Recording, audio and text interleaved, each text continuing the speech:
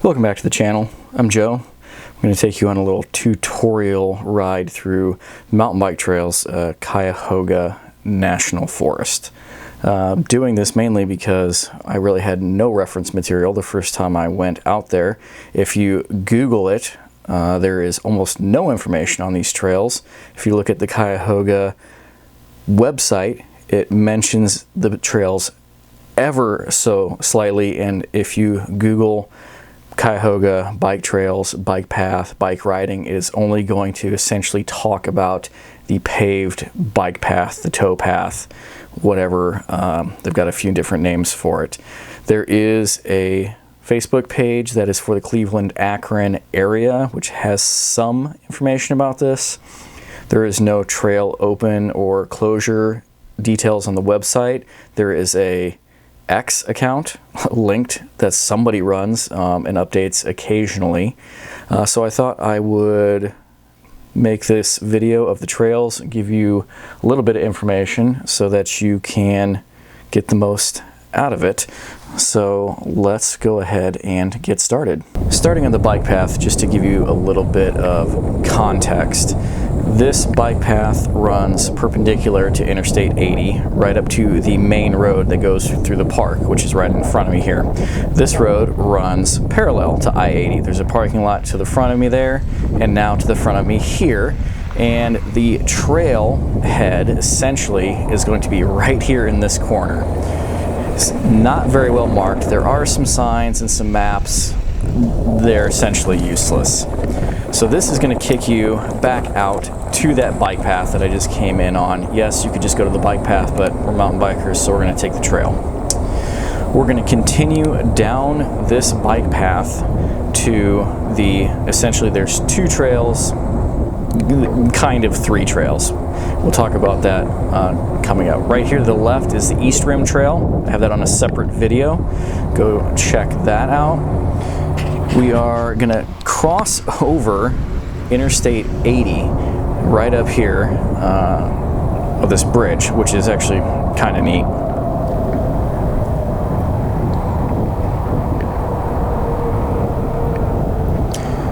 This stretch of I-80 runs east-west, and like I said, this bike path here runs north-south perpendicular. We're going to get right across it here, and we are going to turn left into the Lamb Loop trail system.